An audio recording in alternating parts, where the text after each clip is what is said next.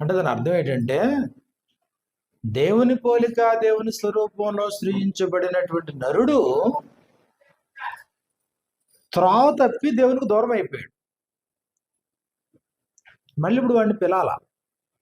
అది ఉపదేశం అంటే. తొలగిపోయిన వాడిని మళ్ళీ పిలవడం, వెనక్కి రప్పించటం. దానికి ఉద్దేశించబడింది సందేశం, ఉపదేశం లేదా సువార్త.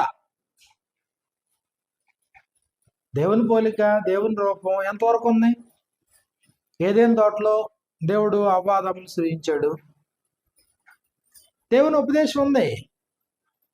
అదే సమయంలో భిన్నమైన ఉపదేశం వచ్చింది. ఇప్పుడు వీళ్ళకి చాయిస్ ఉంది, ఇదా అదా అదా ఇదా. అయితే భిన్నమైనటువంటి ఉపదేశంలో భౌతికమైన ఆకర్షణ లేదా భౌతికంగా వాళ్ళ యొక్క కుతూహలాన్ని తీర్చేటువంటి విధానం. సాధారణంగా మనుషుల యొక్క నైజం ఏంటంటే, ఏదో ఒక కొత్త సంగతి అన్నప్పటికీ అట్రాక్షన్ అవుతారు. అపోస్తులైన పౌలు ఎఫెసీ పట్టణం దర్శించినప్పుడు అక్కడ ఉన్న పరిస్థితి కూడా అదే కదా. ఏదో ఒక కొత్త సంగతి వినుట ఎంతో ఆతృత కలిగిన వారు అన్నాడు. అపోస్తుల కార్యాలు 17వ అధ్యాయాన్ని మనం చూసినప్పుడు 21వ వచనంలో మనకి ఇలా వ్రాయబడింది. 20-21 వచనాల్లో, అపోస్తుల కార్యాలు 17వ అధ్యాయము 20-21 వచనాల్లో, కొన్ని క్రొత్త సంగతులు మా చెవులకు వినిపించుచున్నావు కనుక వీటి భావమేమో మేము తెలుసుకొని కోరుచున్నామని చెప్పిరి. ఏథెన్స్ వారందరూ, కామన్లీగా ఇది ఏథెన్స్లో ఉన్నటువంటి ప్రజలందరూ, అక్కడ నివసించే పరదేశులను ఏదో ఒక క్రొత్త సంగతి చెప్పుట ఎందునో వినుట ఎందునో మాత్రమే తమ కాలము గడుపుచుండువారు. అంటే కుతూహలం జనరల్గా. ఇప్పుడు ఏదైనా తోటలో ఆదాముకి దేవుని ఉపదేశం ఉందా లేదా? ఉంది, దేవుని ఉపదేశం ఉంది. ప్రతిరోజు ఆయన కనిపిస్తూనే ఉన్నాడు, మాట్లాడుతూనే ఉన్నాడు. ఆదికాండం 3వ అధ్యాయంలో మనం చూసినప్పుడు, ఆదికాండం 3వ అధ్యాయము 8వ వచనంలో మనకి ఇలా వ్రాయబడింది. చల్లపూటను ఆదామును అతని భార్య తోటలో సంచరించుచున్న దేవుడైన యెహోవా స్వరం విని, అదిగో స్వరం విని, స్వరం వింటున్నారు, దేవుడు మాట్లాడుతున్నాడు, ఆయన సందేశాన్ని ఇస్తానే ఉన్నాడు. ఇదిగో 2వ అధ్యాయము 15వ వచనం మనం చూసినప్పుడు, మరియు దేవుడైన యెహోవా నరుని తీసుకొని ఏదైనా తోటను సేద్యపరచుటకును దాని కాచుటకును దానిలో ఉంచును. మరియు దేవుడైన యెహోవా ఈ తోటలోనున్న ప్రతి వృక్ష ఫలములను నీవు నిరభ్యంతరముగా తినవచ్చును. ఎవరు చెప్తున్నారు?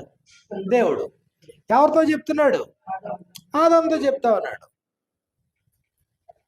అయితే మంచి చెట్ల తెలివినిచ్చి వృక్ష ఫలమును తినకూడదు, నీ వాటిని తినుదినమని నిశ్చయముగా చచ్చదవని నరునికి ఆజ్ఞాపించెను.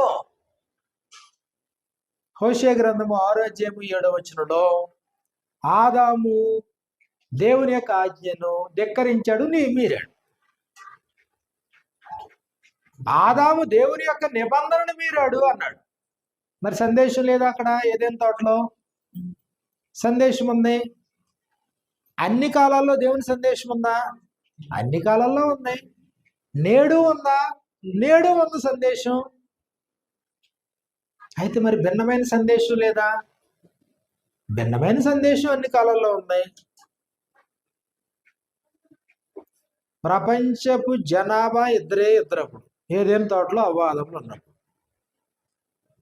ఇప్పుడంటే బిజీ షెడ్యూల్లో కోట్లాది మంది ఉన్నారు, కానీ ఇద్దరు ఉన్నప్పుడు కూడా అపవాది వచ్చి బోధించాడా? 3వ అధ్యాయంలో మనం చూసినప్పుడు, దేవుడైన యెహోవా చేసిన సమస్త భూజంతువులలో సర్పం యుక్తి గలదై ఉండినది ఆ స్త్రీతో, ఇది నిజమా? అది చూడండి, క్వశ్చన్ మార్క్తో స్టార్ట్ అయింది. ఇది నిజమా? ఏది నిజం? ముందు సబ్జెక్ట్ చెప్పలేదు, ముందు కుతూహలాన్ని పెంచాడు. ఇది నిజమా? ఈ తోట చెట్లలో దేని ఫలములనైనా మీరు తినకూడదని దేవుడు చెప్పినా అని అడిగాను. అందుకు స్త్రీ, ఈ తోట చెట్ల ఫలములను మేము తినవచ్చును, అయితే తోట మధ్యన ఉన్న చెట్టు ఫలములను గురించి దేవుడు మీరు చావకుడినట్లు వాటిని తినకూడదు, వాటిని ముట్టకూడదని చెప్పానని సర్పం తనను. అందుకు సర్పం, మీరు చావనే చావరు, 17వ వచనంలో 2:17 నీవు వాటిని తిని దినమును నిశ్చయముగా చచ్చెదవని నరుగా ఆజ్ఞాపించాను. ఆజ్ఞాపించింది ఎవరు? దేవుడు. తిను దినమున నిశ్చయముగా చచ్చెదవు. ఇప్పుడు 3వ అధ్యాయం 4వ వచనంలో మీరు చావనే చావరు. చూసారా పరస్పర విరుద్ధం? దేవుడేమో చేస్తావన్నాడు, అపవాదేమో చావరు అన్నాడు. కాబట్టి ఆలయనగా మీరు వాటిని తిని తినమన్న మీ కన్నులు తెరవబడతాయి, మీరు మంచి చెట్లు నెరిగిన వారే దేవతలలో ఉందరని దేవునికి తెలియని స్త్రీతో చెప్పగా, ఆ స్త్రీ ఆ వృక్షం ఆహారంకు మంచిది, కన్నులకు అందమైంది, వివేకం నుంచి రమ్య చూచినప్పుడు ఆమె దాని ఫలములలో కొని తీసుకొని తిని తనతో పాటు తన భర్తకు ఇచ్చెను, అతడు కూడా తిన్నాడు. చచ్చారా? భౌతికంగా చావలేదు, దేవునికి దూరం అయిపోయారు. కాబట్టి ఇప్పుడు ఉపదేశం ఏదైనా తోటలో ఆరంభమైంది, అబద్ధపు ఉపదేశం ఏదైనా తోటలో ఆరంభమైంది. మనుషులకి స్వేచ్ఛ, ఇటు దేవుని సందేశం విన్నారు, ఇటు అపవాది సందేశం విన్నారు. ఇప్పుడు వాళ్ళు విశ్లేషించుకోవాలి, దీనికంటే ఇది ఆకర్షణగా ఉంది, దీనికంటే ఇది ప్రయోజనకరంగా ఉంది, దీనికంటే ఇది తమ స్థాయిని పెంచేలాగా ఉంది. వీళ్ళు దీన్ని కన్విన్స్ అయ్యారు, లోబడ్డారు, దేవునికి దూరం అయ్యారు. అయితే ఉపదేశం దూరం అయిపోయినటువంటి నరుణ్ణి కూడా మళ్ళీ వెనక్కి పిలిచేది ఉపదేశం యొక్క ఉద్దేశం. ఇప్పుడు పాపం చేశారు కదా, దేవుని పోలిక దేవుని స్వరూపం కదా. ఆదికాండం 5వ అధ్యాయం 1వ వచనంలో దేవుడు ఆదామును సృజించిన దినమున దేవుని పోలికగా అతని చేసెను అన్నాడు. మరి ఇప్పుడు దేవుని పిల్లలు, దేవుని పోలికలో ఉన్నవాళ్ళు దేవునికి కాకుండా దూరం అయిపోతుంటే దేవుడు చూస్తా ఊరుకుంటాడా? మన పిల్లలైనా మనకు దూరం అయితే మనం వదిలిపెట్టాం కదా, మళ్ళీ పిలుస్తాం కదా, బుజ్జగిస్తాం కదా, హేతు అడుగుతాం కదా, లేకపోతే వాళ్ళు ఏదో రకంగా మళ్ళీ తిరిగి ఆకర్షిస్తాం కదా. అదే ప్రయత్నం జరిగింది ఆదికాండం 3వ అధ్యాయంలో. దేవుడు ఆదాముతో మాట్లాడాడు, అవ్వమ్మతో మాట్లాడాడు, కానీ వాళ్ళు తిరిగి రావడానికి ఇష్టపడతలేదు, తమ తప్పిదాన్ని ఒప్పుకోవడానికి వాళ్ళు ఇష్టపడతలేదు. అప్పుడు దేవుడు ఒక నిర్ధారణకు వచ్చాడు. కయ్యను హేబేలు వాళ్ళ సంతానం. కయ్యను పాపం చేసిన తర్వాత దేవుడు కయ్యనుతో మాట్లాడాడు, మాట్లాడలేదా? మాట్లాడాడు. కన్విన్స్ అవ్వడానికి ఇష్టపడలేదు. దేవుడు మాట్లాడతాడు, ఖచ్చితంగా దేవుడు మాట్లాడతాడు. దేవుడు తన ప్రవక్తల ద్వారా సందేశాన్ని తెలియపరుస్తూనే ఉన్నాడు చరిత్ర అంతట్లో. ఏది వాస్తవమో దాన్ని బయలుపాటు చేస్తానే ఉన్నాడు దేవుడు. అయితే ఆ తర్వాత అయినా వీళ్ళు కన్విన్స్ అవుతున్నారా లేదనేది ఇంపార్టెంట్ ఇక్కడ. ఇశ్రాయేలు వారిలో అబద్ధ ప్రవక్తలు అనేకులు బయలుదేరారు. ఇదిగో చెరకు వెళ్ళిపోయినప్పుడు దేవుడు అంటాడు, 70 సంవత్సరాలు మీకు చెర అన్నాడు. కొంతమంది ప్రవక్తలు వచ్చి లేదు 2 సంవత్సరాలే చెర అన్నారు. 70 సంవత్సరాల శిక్ష అని అంటున్నారు దేవుని ప్రజలు. దేవుని ప్రవక్తలు లేదు 2 సంవత్సరాలే మీకు శిక్ష అంటున్నారు. ఇప్పుడు ఏది స్వీట్గా ఉంటది? ఇదే బాగుంది వాళ్ళకి. ప్రజలందరూ ఇటువైపు డైవర్ట్ అయిపోతున్నారు. ఇర్మియా గ్రంథంలో మనం చూసినప్పుడు అదే అక్కడ దేవుని ప్రవక్తలు ఉన్నారు. ప్రవక్త అయినటువంటి హనన్యా ఉన్నాడు. ఇర్మియా గ్రంథంలో మనకి ఇలా వ్రాయబడింది. ఇర్మియా గ్రంథము 28వ అధ్యాయము, ఇర్మియా గ్రంథము 28వ అధ్యాయము 651వ పేజీ. యోధారాజు అయిన సిద్కియా ఏలుబడి ఆరంభము 4వ సంవత్సరమును 5వ నెలలో గిబియోను వాడును ప్రవక్తయును అజ్జూరు కుమారుడైన హనన్య యాజకుల ఎదుటను ప్రజల అందరి ఎదుటను యెహోవా మందిరములో నాతో ఎలాగ నేను ఇశ్రాయేలు దేవుడును సైన్యములకు అధిపతియగు యెహోవా ఎలాగ సెలవిచ్చుచున్నాడు. దేవుడు సెలవిచ్చాడా? ఏమని సెలవిచ్చాడంట? నేను బబులోను రాజు కాడిని విరిచి ఉన్నాను. 2 సంవత్సరములలోగా బబులోను రాజైన నెబుకద్నెజరు ఈ స్థలము నుండి బబులోనుకు తీసుకుని పోయిన యెహోవా మందిరపు ఉపకరణలన్నిటినీ ఇచ్చటికి మరలా తెప్పించదను. ఎవరు సెలవిచ్చారు ఈ వాక్కు? యెహోవా సెలవిచ్చినది అమరగా అని మొదలెట్టాడు మాట. ప్రవక్త అయిన హనన్య దేవుని పేరు చెప్పుకొని ఇప్పుడు ఏం చెప్తున్నాడు? ఇప్పుడు 2 సంవత్సరములలోగా మళ్ళీ మీ దేశాన్ని మీకు ఇచ్చేస్తాడు. 25వ అధ్యాయము 12వ వచనాన్ని మనం చూసినప్పుడు 25వ అధ్యాయము 12వ వచనంలో 11, 12 వచనాలు, ఈ దేశమంతయు పాడుగాను నిర్జనముగాను ఉండును. ఈ జనులు 70 సంవత్సరములు బబులోను రాజుకు దాసులుగా ఉందురు. దేవుడు తన ప్రవక్తల ద్వారా ఏం చెప్తున్నాడు? బబులోను రాజుకు 70 సంవత్సరాలు వేళ బానిసలుగా ఉంటారు. ఇప్పుడు ఎంతకీ ఇది రైటా అది రైటా? ఇది దేవుని పేరటే చెప్తున్నాడు, అది దేవుని పేరటే చెప్తున్నాడు. ఇప్పుడు ప్రజల ముందు సస్పెన్షన్, ఇదా అదా. 12వ వచనంలో యెహోవాకు ఇదే, 70 సంవత్సరములు గడిచిన తరువాత వారి దోషములను బట్టి నేను బబులోను రాజును ఆ జనులను కల్దీయుల దేశంను శిక్షింతును. ఆ దేశం ఎప్పుడు పాడుగా ఉండినట్లు నియమించును. 70 సంవత్సరాల తర్వాత జరుగుతుంది.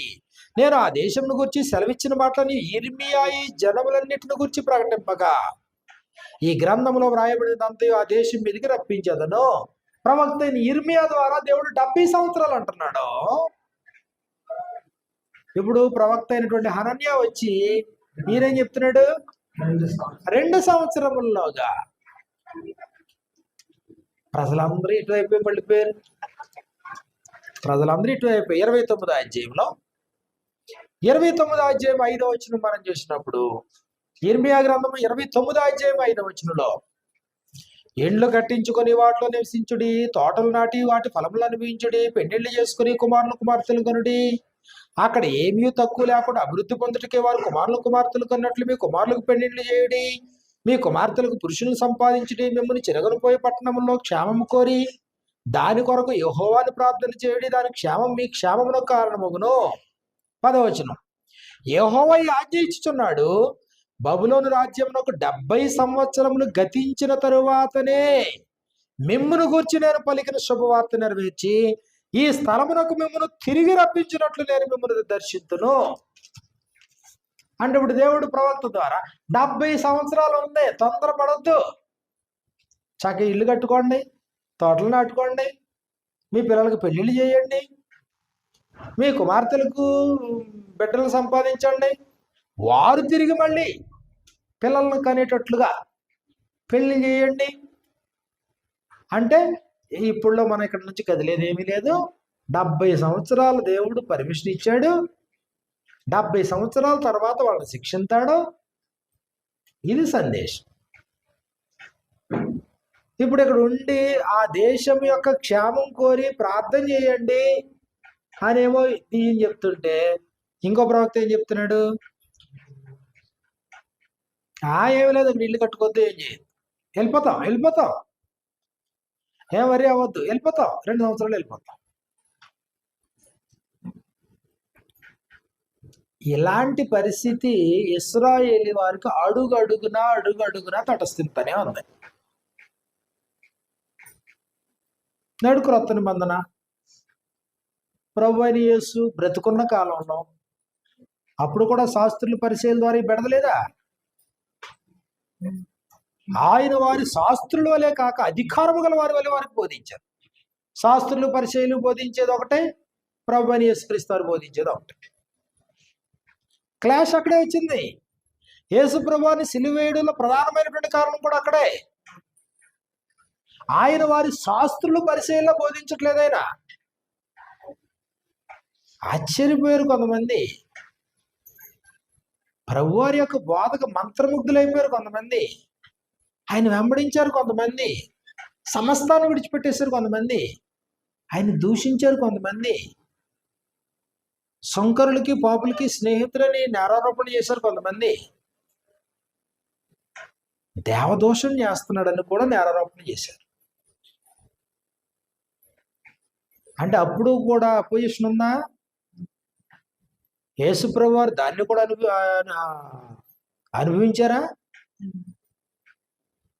కానీ అక్కడ కూడా యేసుప్రభు మొహమాటంతో మాట్లాడలేదు. మత్తయి సువార్త 22వ అధ్యాయం మనం చూసినప్పుడు, మత్తయి సువార్త 22వ అధ్యాయంలో 15-16 వచనాలు మనకి ఇలా వ్రాయబడ్డాయి. మత్తయి సువార్త 22వ అధ్యాయము 15-16 వచనాల్లో అంతకుముందు ఏం జరిగిందంటే, పెళ్లి విందు జరుగుతుంది. పెళ్లి వస్త్రాలు లేకుండానే ఒకడు వచ్చి కూర్చున్నాడు పెళ్లి విందులో. అయితే ఆయన వచ్చాడు, చూశాడు. స్నేహితుడా, ఇక్కడికి ఎలాగొచ్చావు అని అడిగాడు. ఆ మాట 12వ వచనంలో మనకు కనబడుతుంది.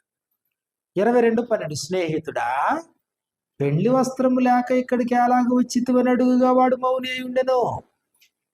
ఈ మాట చాలా గౌరవంగా ఉందా? చాలా గౌరవంగా ఉంది. స్నేహితుడా అన్నాడు. స్నేహితుడా, ఎలా వచ్చావు? పెళ్లి వస్త్రాలు లేవు కదా. వాడు సైలెంట్ అయిపోయాడట. తర్వాత మాట చూడండి. అంతట రాజు వీని కాళ్ళు చేతులు కట్టి వెలుపలి చీకట్లోనికి త్రోసివేయడు, అక్కడ ఏడుపును పండ్లు కొరుకుతూ ఉండని వారి పరిచారకులతో చెప్పాను. ఇది కఠినంగా లేదా? ఈ పరిస్థితి అంతా గమనించినటువంటి అక్కడ ఉన్నటువంటి పరిసయ్యులు 15వ వచనంలో, అప్పుడు పరిసయ్యులు వెళ్ళి మాటలలో ఆయన చిక్కుపరచవలన ఆలోచన చేయొచ్చు, బోధకుడా, నీవు సత్యవంతుడివై ఉండి దేవుని మార్గం సత్యముగా బోధించున్నావనియు, నీవు ఎవరిని లక్ష్య పెట్టవనియు, మోమాటం లేని వాడవనియు ఎరుగుదు. మొహమాటం లేదు నీకు. సత్య మార్గాన్ని సత్యంగానే బోధిస్తున్నావు, ఉన్నది ఉన్నట్టుగానే చెప్తున్నావు. మనుషుల్ని మెప్పించడానికి ఏం మాట్లాడతలేదు. ప్రభు అయిన యేసు ఉపదేశించినప్పుడు అనేక సందర్భాల్లో శాస్త్రులు పరిసయ్యులు దానికి అనుమతించలేదు. అయితే ఇక్కడ మనం గుర్తించాల్సింది ఏంటంటే, ప్రభు అయిన యేసుక్రీస్తు వారు చెప్పిన సందేశమైన, పాత నిబంధన గ్రంథంలో ప్రవక్తలు ఉపదేశించినటువంటి సందేశమైన, యేసు ప్రభు వారు తర్వాత ఆయన వెళ్ళిపోయిన తర్వాత అపోస్తులు ఉపదేశించినటువంటి సందేశమైన, లేదా నేడు మనం బోధించేటువంటి సందేశమైన, సందేశం ఎవరిదే? దేవుంది. ఉద్దేశం ఏంటి? త్రోవ తప్పుతున్న వారిని మళ్ళీ తిరిగి వెనక్కి రప్పించడం. తన పోలిక తన స్వరూపంలో సృజించబడిన వాడు దాన్ని కోల్పోయినప్పుడు మళ్ళీ వాడిని వెనక్కి రప్పించటం, దేవుని యొక్క మార్గాన్ని బోధించటం. సందేశం ఎప్పుడు సిద్ధం చేయబడింది? ఇప్పుడు జాన్ గూటన్బర్గ్ అచ్చుయంత్రం కనిపెట్టిన తర్వాత ఇదిగో అనేక గ్రంథాలు, ఆ గ్రంథాల్లో ఇదిగో బైబిల్ గ్రంథం కూడా ఒకటి రాయబడింది. అచ్చేశారు తెలుగులో, కన్నడలో, తమిళంలో, అనేక భాషల్లో. సుమారు 1700-1800 భాషల్లో తర్జుమా అయింది. సందేశం ఎప్పుడు సిద్ధమైంది? యేసుప్రభు భూమి మీదకి వచ్చిన తర్వాత సిద్ధం చేశాడా? సందేశం ఎవరిది అంటే దేవుడిది. ఎప్పుడు సిద్ధం చేయబడింది సందేశం? మనుషులు తప్పు చేసిన తర్వాత, త్రోవ తప్పిపోయిన తర్వాత సందేశం సిద్ధమైందా? అదిగో తగులుబడిని గూర్చి మాట్లాడిన ప్రభువు మానవుని సృజించటంలో తగులుబడి ముందే చూసుకుని ఉండాలి. మరి ఇప్పుడు దేవుని పిల్లలో దేవుణ్ణి కాదని వెళ్ళిపోతే మళ్ళీ ఇప్పుడు వాళ్ళని ఎలా వెనక్కి పిల్లాలో అవసరమైన సందేశాన్ని దేవుడు ముందే సిద్ధపరిచి ఉండున్నాడా? అంటే ముందే అంటే ఎప్పుడు? సృష్టికి ముందే సందేశం. కొరింథీయులకు రాసిన మొదటి పత్రిక 2వ అధ్యాయం మనం చూసినప్పుడు, కొరింథీయులకు రాసినటువంటి మొదటి పత్రిక 2వ అధ్యాయంలో 6-7 వచనాలు మనకి ఇలా వ్రాయబడ్డాయి. కొరింథీయులకు రాసిన మొదటి పత్రిక 2:6-7 పరిపూర్ణులైన వారి మధ్య జ్ఞానం బోధించుచున్నాము. అది ఈ లోక జ్ఞానము కాదు, నిరర్ధకులైపోచున్న ఈ లోక అధికారుల జ్ఞానము కాదు, గాని దేవుని జ్ఞానము మర్మమైనట్టుగా బోధించుచున్నాము. ఈ జ్ఞానము, ఏ జ్ఞానం ఇది?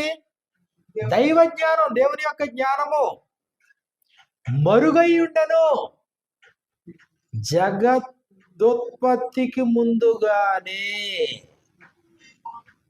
జగదుత్పత్తికి ముందుగానంటే సూర్యుడు, చంద్రుడు, నక్షత్రాలు, భూమి, ఆకాశం, సముద్రం, అందులో ఉండే సమస్తం, నీళ్లు, అందులో ఉండే అవన్నీ సృజించక ముందే, జగదుత్పత్తికి ముందుగానే దీనిని దేవుడు మన మహిమ నిమిత్తము నియమించెను.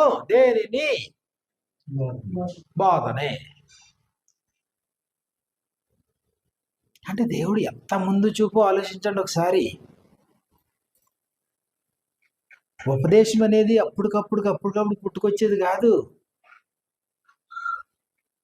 మన చేతిలో ఉన్న గొప్ప ఆయుధం బైబిల్ గ్రంథం.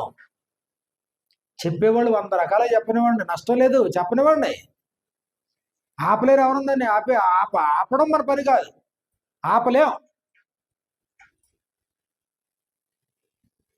కానీ మన ముందున్న ఏకైక ఆయుధం ఏంటి? గ్రంథం.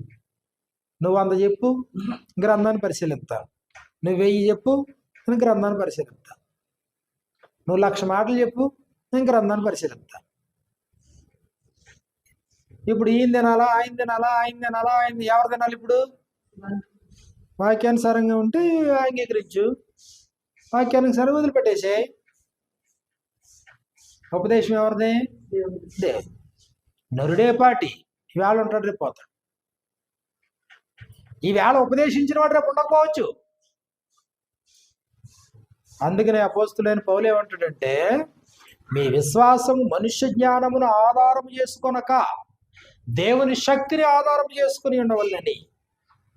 మీ విశ్వాసానికి బేస్మెంట్ మానవ జ్ఞానం అయ్యి ఉండకూడదు. ఆ మాటకొస్తే కొరింథీ పట్టణానికి అపోస్తులైన పౌలు వెళ్ళాడు, అదే పట్టణానికి అపోల్లో వెళ్ళాడు. ఇదిగో పౌలు అంటాడు, నేను నాటాను, అపోల్లో నీళ్లు పోసాడు. నాటోడు ఒకడు, నీళ్లు పోసాడు ఒకడు. వాడు గొప్పోడా, వీడు గొప్పోడా? కొంతమంది ఏం చేశారంటే నాటిన వాడే గొప్పోడు అన్నారు. మరి కొంతమంది అన్నారు, లేదు లేదు లేదు, నాటినోడు వెళ్ళిపోయాడు కదా, ఇప్పుడు నీళ్లు పోస్తున్నాడు ఇంకా గొప్పోడు. ఎందుకంటే నీళ్లు పోసేవాడు లేఖనం లేదు, ప్రవీణుడు, విద్వాంసుడు. అపోల్లోకి ఏ పేరు ఆయనకి? విద్వాంసుడు, ప్రవీణుడు. అంటే స్క్రిప్చర్స్ లో వెరీ థరోనెస్ ఉందన్నమాట ఆయనకి. చూడండి ఒకసారి అపోస్తుల కార్యాలు 18:24 మనకి ఇలా వ్రాయబడింది. అపోస్తుల కార్యాలు 18:24 అలెగ్జాంద్రియ వాడైన అపోల్లోను ఒక యూదుడు ఎఫెసునకు వచ్చెను. అతడు విద్వాంసుడును లేఖనములు యందు ప్రవీణుడై ఉండెను. లేఖనాల్లో ప్రావీణ్యం కలిగిన వాడు. కాబట్టి ఇప్పుడు ఎప్పుడైతే లేఖనాల్లో ప్రావీణ్యం కలిగినటువంటి ఒక ఉపదేశకుడు ఉన్నాడో ఆటోమేటిక్గా కొంతమంది అట్రాక్ట్ అవుతారా? అవుతారు.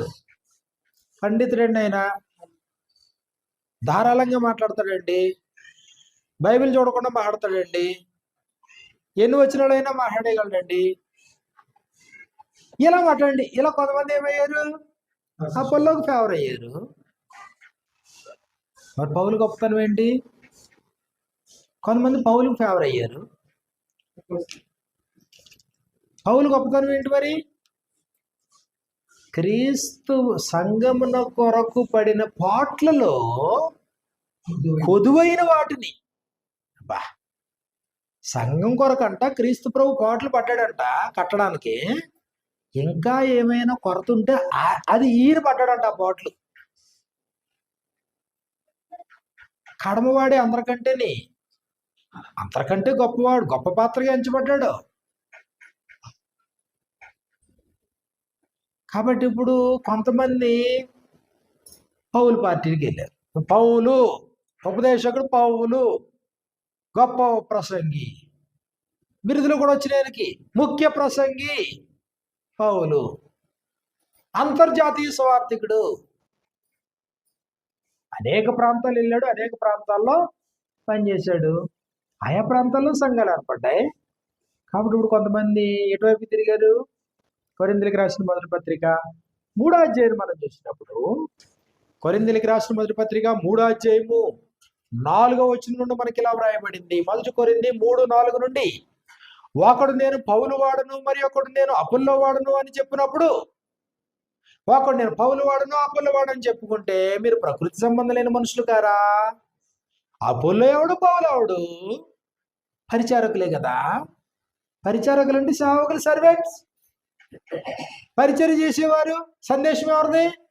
దేవుంది. ఎప్పుడు సిద్ధం చేశాడు సందేశాన్ని? జగదుత్పత్తికి ముందుగానే. ఎవరి కోసం సందేశాన్ని సిద్ధం చేశాడు? మన మహిమ నిమిత్తము. ఆ సందేశం వింటే నువ్వు మహిమపరచబడతావు. నిన్ను నన్ను మహిమలోకి తీసుకురావడానికే దేవుడు సందేశాన్ని సిద్ధం చేస్తే, ఆ సందేశమేమో ప్రవక్తల ద్వారా, యేసు ప్రభు ద్వారా, అపోస్తలుల ద్వారా సందేశం గ్రంథంలోకి వస్తే, ఈ గ్రంథంలో ఉన్నటువంటి సందేశాన్ని తీసుకుని ఒక స్వార్థికుడు, లేకపోతే ఒక అపోల్లో, లేకపోతే ఒక కేఫా, లేకపోతే ఒక పౌలు వచ్చి మీకు ఉపదేశిస్తుంటే, ఇప్పుడు మీరేం చేస్తారు? మీరు అదిగో ఆయనేమో లేఖనం లేని ప్రవీణుడు, ఈయనేమో ముఖ్య ప్రసంగిన. అప్పుడు పౌలు అంటాడు, అపోల్లో ఎవడు, పౌలు ఎవడు? మహా బతికితే 70 ఏళ్ళు, ఇంకా బతికితే 120 ఏళ్ళు. 70 ఏళ్ళు బ్రతికాడు అనుకోండి, 70 ఏళ్ళు సేవ చేస్తాడా ఎవడైనా? చక్కగా ఆడతా పాడతా జీవితానికి కొంత 30 సంవత్సరాలు అలాగే అయిపోతుంది జీవితం. ఆ తర్వాత కాస్త సిన్సియర్గా ఏమైనా మైండ్ పెడితే కాస్త నేర్చుకుని ఒక 5 సంవత్సరాలు 10 సంవత్సరాలు నేర్చుకున్న తర్వాత మహా పని చేస్తే ఒక 20 ఏళ్ళు 30 ఏళ్ళు 40 ఏళ్ళు పని చేస్తారు. 30-40 ఏళ్ళు పనిచేసే వ్యక్తిని మీరు వెంబడించేస్తారా? దేవుడు ఎంతకాలం? తరతరాల యుగ యుగాలం. అంటే తాత్కాలికమైన నరుడు శాశ్వత కాల సంకల్పాన్నే మార్చకూడదు. వినేటువంటి తాత్కాలికమైన నరుడు శాశ్వత కాల సంకల్పాన్ని అనుసరించాలే తప్ప తాత్కాలికంగా ఉపదేశించేటువంటి ఉపదేశం వైపు తిరిగిపోకూడదు. కాబట్టి ఎవరు చెప్తారో చెప్పనివ్వండి. పౌలు చెప్తాడా? ఓకే చెప్పండి. అపోల్లో చెప్తాడా? మంచిది, వీఆర్ మోస్ట్ వెల్కమ్ చెప్పని. లేదు కేఫా చెప్తాడా? ఇంకా మంచిది చెప్పని. మేమేం చేస్తాం? మేము పరిశీలించుకుంటాం, వాక్యానుసారమా అంగీకరిస్తాం, వాక్యానుసారానికి వ్యతిరేకంగా ఉందా వదిలిపెట్టేస్తాం. ఇది ప్రారంభ శతాబ్దంలో ఉన్న క్రైస్తవులు చేసిన పని. ముందుగానే అడ్డుపెట్టలేదు సుమా, ముందుగానే అడ్డుపెట్టలేదు. ప్రకటన గ్రంథం 2వ అధ్యాయాన్ని మనం చూసినప్పుడు, ప్రకటన గ్రంథము 2వ అధ్యాయము ఎఫెసులో ఉన్న సంఘపు దూతకు ఎలాగూ వ్రాయి. మరి ఎఫెసులో సంఘం ఉందంట, ఆ సంఘంతో మాట్లాడుతూ ఉన్నాడు 2వ వచనం నుండి. ప్రకటన గ్రంథము 2వ అధ్యాయము 2వ వచనం నుండి, నీ క్రియలను, నీ కష్టమును, నీ సహనమును నేను ఎరుగుతున్న, నీవు దుష్టులను సహింపలేవనియు, అపోస్తులు కాకయే తాము అపోస్తులమని చెప్పుకుని వారిని పరీక్షించి వారు అబద్ధికులని నీవు కనుగొంటివనియు. ఇప్పుడు సంఘం ఉంది ఎఫెసులో. ఇప్పుడు సంఘము అపోస్తులు కాకయే తాము అపోస్తులమని చెప్పుకుని కొంతమంది వచ్చారంట. సంఘం వారికి అనుమతించిందా ఇవ్వలేదా? అనుమతించిందా ఇవ్వలేదా చెప్పడానికి? అనుమతించింది. అనుమతించింది. ఓకే, వాళ్ళు చెప్పడం మొదలెట్టారు. ఇప్పుడు వీళ్ళ పరిస్థితి ఏంటి? పరిశీలిస్తున్నారు. పరిశీలించారు. ఏం చేశారు అప్పుడు ఫైనల్గా?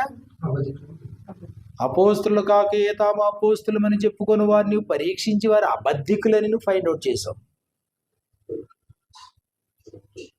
మేము అసలు పరిశీలనమే చేయమండి, అసలు మాకు వద్దండి అంటే ఒకవేళ దేవుని గొప్ప ఆశీర్వాదం కోల్పోతున్నావేమో, వినాల్సిన సంగతులే కోల్పోతున్నావేమో, అసలు ముందే వద్దన్నవేమో నువ్వు. అపోస్తులైన పౌలు ఉన్నాడు. పౌలు బెరయా పట్టణానికి వెళ్ళాడు. తెస్సలోనికని విడిచి బెరయాకి వెళ్ళాడు. బెరయా నుంచి ఏథెన్స్కి వెళ్ళాడు. ఇప్పుడు బెరయాలో ఉపదేశించడానికి పౌలు శీల సిద్ధంగా ఉన్నారు. వాళ్ళు వచ్చారు, ఉపదేశిస్తారు. ఇప్పుడు వీళ్ళు వింటారు. వినకుండానే వద్దని సాగరంపారా? విని పరిశీలించారా? 17వ అధ్యాయం 11వ వచనం నుండి ఆయన ఏం చెప్తా ఉన్నాడు? ఆయన మీరు తెస్సలోనికైలో ఉన్న వారి కంటే గనులై ఉండిరి కనుక ఆసక్తితో వాక్యమును అంగీకరించి. ఆసక్తి ఏం సన్నగలేదు. ఎందుకు సన్నగలేదు? అది వర్తమానం దేవుంది. ఎవరి ద్వారా వర్తమానం వస్తే మనకి ఇబ్బంది ఏమి లేదు. అది వాక్యానుసారం కాదా? తీసి పక్కన పెట్టు. అది వాక్యానుసారమా? దాన్ని అమలులో పెట్టు. కాబట్టి ఇప్పుడు సందేశం అయింది. మన ఆసక్తి సందేశం మీద. బోధించే వక్త ఎవరనేది ఇక్కడ ఇంపార్టెంట్ కాదు. బోధించే వక్తకి ఎంత అనుభవం ఉందనేది ఇక్కడ ఇంపార్టెంట్ కాదు. బోధించే వక్త యొక్క కులం ఏంటనేది మనకి ఇంపార్టెంట్ కాదు. బోధించే వక్త ఎక్కడ నేర్చుకున్నాడు అనేది ఇంపార్టెంట్ కాదు. సందేశం దేవుందేనా? పౌలు శీల వెళ్ళారు. తెస్సలోనికైలో ఉన్న వారి కంటే గనులై ఉండిరి కనుక ఆసక్తితో వాక్యమును అంగీకరించి. పౌలును శీలయును చెప్పిన సంగతులు అలా ఉన్నవో లేవో అని ప్రతి దినము లేఖనములను పరిశోధించుచు వచ్చిరి. ఈ పని స్థానిక సంఘాలు చెయ్యట్లేదు అనుకోండి. భయపడాలి. ఉపదేశించేవాడికి భయపడతా ఉండాలి. ముందే అడ్డుకట్లు వేసుకుంటా ఉండాలి. సాతాను వచ్చి ఉపదేశిస్తానన్నా అబ్జెక్షన్ పెట్టాల్సిన పని లేదు. ఉపదేశించు, ఎంత సత్యం చెప్తో చూస్తాను. సత్యం లేదు, తీసిపడే పక్కనట్టేసి.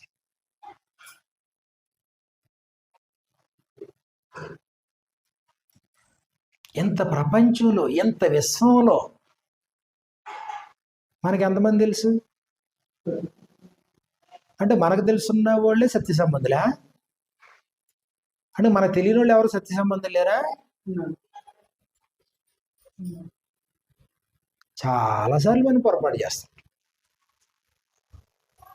మనకంటే భక్తిపరులు, మనకంటే విశ్వాసవీరులు, ప్రాణాలను త్యాగం చేస్తున్న వాళ్ళు, ఎన్ని కష్టాలకైనా ఓర్చుకున్న వాళ్ళు, ఎన్ని శ్రమలకైనా భరిస్తున్న వాళ్ళు లేరా? మన మైండ్ సెట్ మారాల, ఆలోచన సరళి మారాల. మనకు తెలుసున్న వాళ్ళే సత్యం, మనకు నేర్పించిన వాళ్ళే సత్యం, మనతో ఉన్న వాళ్ళే సత్యంలో ఉన్నారు. వీళ్ళ తప్ప ఇంకెవరూ లేరు. పొరపాటు. ఇప్పుడు ఇక్కడ కొరింథీలో ఉన్నటువంటి వారు 4 రకాలుగా చీలిపోయారు.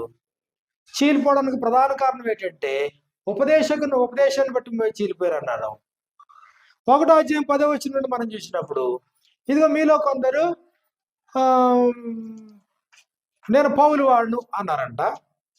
కొరింథీయులకు రాసిన మొదటి పత్రిక 1వ అధ్యాయము 10వ వచనం నుండి మనం చూసినప్పుడు, సహోదరులారా మీరందరూ ఏకభావంతో మాట్లాడవలననియు, మీలో కక్షలు లేక ఏక మనస్సుతోని ఏక తాత్పర్యంతో మీరు సన్నద్ధులై ఉండవలననియు మన ప్రభు అయిన యేసుక్రీస్తు పేరట మిమ్మల్ని వేడుకొనుచున్నాం. నా సహోదరులారా, మీలో కలహములు కలవని మిమ్మును గూర్చి క్లోయే ఇంటి వారి వల్ల నాకు తెలియవచ్చును.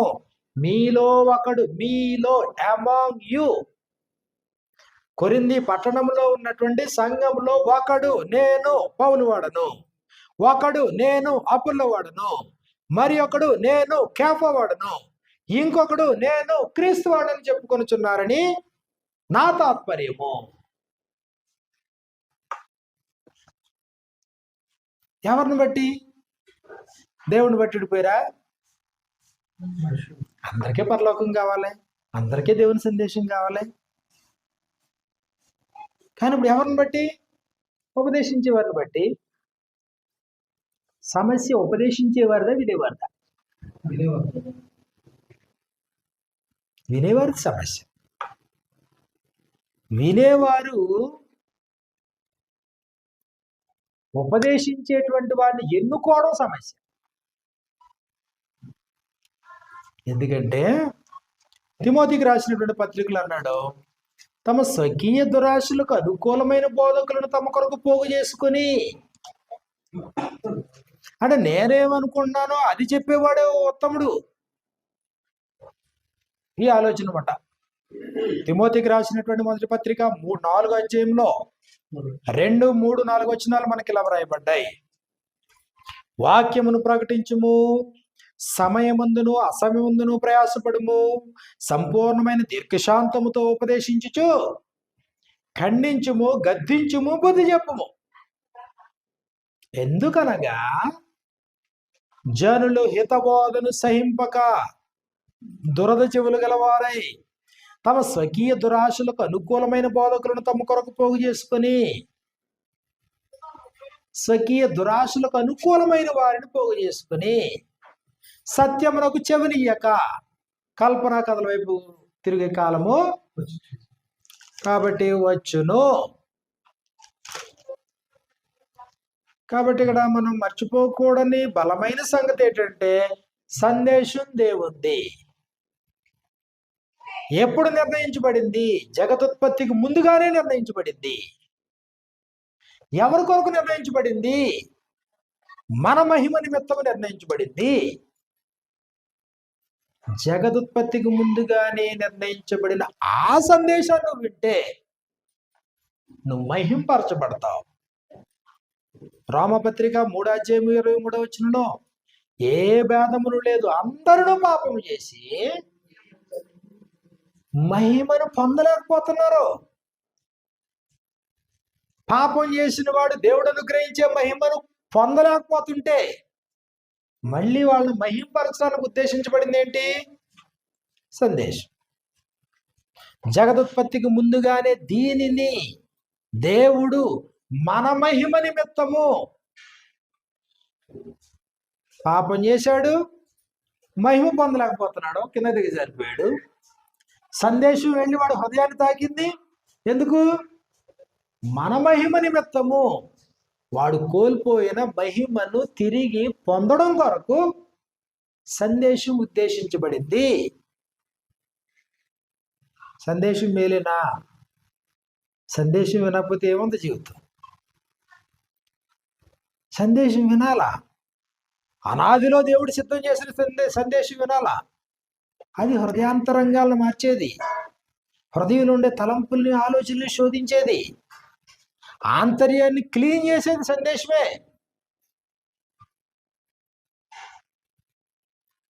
ఒకవేళ సందేశం దేవుని అనాది సంకల్పంలో లేని సందేశం అనుకోండి, సందేశం ఎంతన్నా మనుషుల్లో మార్పు రాదు. సంవత్సరాల తరబడి సందేశం విన్న మార్పు రాదు. రోమిలికి రాసినటువంటి పత్రిక 16వ అధ్యాయం మనం చూసినప్పుడు, రోమిలికి రాసిన పత్రిక 16వ అధ్యాయంలో 25 నుంచి 27 వచనాల్లో మనకి ఇలా వ్రాయబడింది. రోమపత్రిక 16వ అధ్యాయము 25 నుంచి 27 వచనాల్లో, సమస్తమైన అన్యజనులు విశ్వాసమునకు విధేయులగునట్లు అనాది నుండి రహస్యముగా ఉంచబడి, అనాది నుండి అంట రహస్యంగా ఉందంట, మర్మంగా ఉందన్నాడు దాన్నే పౌలు. అనాదిలో సిద్ధం చేశాడు కానీ రహస్యంగా ఉంచాడంట దాన్ని. అనాది నుండి రహస్యముగా ఉంచబడి ఇప్పుడు ప్రత్యక్షపరచబడిన మర్మం. ఒకప్పుడు రహస్యముగా ఉంచబడి మర్మంగా ఉన్నదంట, ఇప్పుడు ప్రత్యక్షపరచబడిందంట ఉపదేశం. నిత్య దేవుని ఆజ్ఞ ప్రకారము ప్రవక్తల లేఖనముల ద్వారా వారికి తెలుపబడినది పాత నిబంధనలో. ఈ మర్మమును అనుసరించి ఉన్న నా స్వార్థ ప్రకారముగాను యేసుక్రీస్తును గుర్చిన ప్రకటన ప్రకారముగాను మిమ్మును స్థిరపరచుటకు శక్తిమంతుడు అద్వితీయ జ్ఞానవంతుడైన దేవునికి యేసుక్రీస్తు ద్వారా నిరంతరము మహిమ కలుగునుగాక. అనాది నుండి రహస్యముగా ఉంచబడి ఇప్పుడు ప్రత్యక్షపరచబడి ఈ మర్మం బోధ నిజంగా మనల్ని తాకితే దీనివల్ల దేవుడు మహింపరచబడతాడు క్రీస్తు ప్రభు ద్వారా. దేవుని యొక్క వాక్యము అంటే కొలసీలకు రాసిన పత్రిక 1వ అధ్యాయంలో 1వ అధ్యాయము 25వ వచనంలో మనకి ఇలా వ్రాయబడింది. కొలసీలకు రాసిన పత్రిక 1వ అధ్యాయము 25వ వచనంలో దేవుని వాక్యమును అనగా యుగములలోను తరములలోను మరుగు చేయబడి ఉన్న మర్మము. ఉపదేశం ఈరోజు నిన్న మొన్న ఉద్దేశించబడింది కాదు. అపోస్తుల బుర్రలో నుంచే స్టార్ట్ అయింది కాదు. యేసుప్రభు వచ్చిన తర్వాత ప్రారంభం అవ్వలేదు. యేసుప్రభు ఎప్పుడు మాట్లాడి ఏమంటారు? నేను చెప్పే సంగతులు నా అంటాడా? నేను చెప్పే బోధ నాది కాదు, నన్ను పంపిన తండ్రిది. ఆయన యొక్క చూచిన సంగతులే నేను బోధిస్తున్నాను. ఆయన ఏం అనమన్నాడో ఏం మాట్లాడమన్నాడో దాన్ని గురించి నేను ఉపదేశిస్తున్నాను. అంటే యేసు ప్రభు కూడా సందేశం ఎవరిదని చెప్పారు? తండ్రిది. అపోస్తుల సందేశం ఎవరిదని చెప్తారు? తండ్రిది, ప్రభుది. యేసు ప్రభు వెళ్ళిపోతా ఏం చెప్పారు శిష్యులకి? ఇంకా నేను చెప్పాల్సిన సంగతులు అనేకమైనవి ఉన్నాయి, కానీ ఇప్పుడు మీరు వాటిని సహించలేరు. నేను వెళ్ళిపోయిన తర్వాత పరిశుద్ధాత్ముడు వస్తాడు. ఆయన తనంతట తాను ఏమీ బోధింపక పరిశుద్ధాత్ముడు సొంతమేమని బోధిస్తాడా? తండ్రి వద్ద ఉన్న సంగతులు ఏంటో అవే మీకు బోధిస్తాడు. కాబట్టి సందేశం అనేది దేవుని అనాది ప్రణాళిక. ఎవరి కోసం? దారి తొలగిపోయిన వాళ్ళ కోసం, త్రోవ తప్పుతున్న వాళ్ళ కోసం, దేవుని స్వరూపాన్ని పోలికను కోల్పోయిన వారి కోసం, అపరాధముల చేత పాపముల చేత చచ్చిన వారి కోసం, దేవుడు అనుగ్రహించే మహిమను పొందలేకపోతున్న వారి కోసం సందేశం. కాబట్టి సందేశం మన జీవితాలకి మేలు. నీ వాక్యము నా పాదములకు దీపమును, నా త్రావుకు వెలుగునై ఉన్నది. నీ ఎదుట నేను పాపం చేయకుండానట్లు నా హృదయంలో నీ వాక్యం ఉంచుకొని ఉన్నా. కాబట్టి సందేశం ప్రాముఖ్యమైంది, ఎవరు చెప్పుతున్నారనేది ప్రాముఖ్యం కాదు. అయితే నిన్నేం చేయమన్నాడు? చెప్పుతున్న సంగతులు అలా ఉన్నాయా లేవా పరిశీలించడానికి గ్రంథం ఉంది మన దగ్గర. నువ్వు ఏదైనా మాట్లాడు, నా దగ్గర ఉన్న ఆయుధం ఏంటి? గ్రంథం ఉంది నా దగ్గర. గ్రంథ ప్రకారంగా నువ్వు చెప్తే అంగీకరిస్తాను, చెప్పకపోతే వదిలిపెట్టేస్తాను. అపోస్తులు అంటారు, మీరు మమ్మల్ని చూసినప్పుడు ఇదిగో మీరు గ్రహించాల్సినటువంటి సంగతులు ఉన్నాయి అన్నారు. కొరింథీయులకు రాసిన 2వ పత్రిక 2వ అధ్యాయంలో మనం చూసినప్పుడు 17వ వచనంలో మనకి ఇలా వ్రాయబడింది. కొరింథీయులకు రాసిన 2వ పత్రిక 2వ అధ్యాయం 17వ వచనంలో, కావున ఇట్టి సంగతులకు చాలిన వాడేవాడు? మేము దేవుని వాక్యమును కలిపి చెరిపెడు అనేకుల వలె ఉండక, దేవుని యొక్క వాక్యాన్ని కలిపి చెరిపెడు అనేకుల వలె ఉండక, అంటే అనేకులు ఆ పని చేస్తున్నారు.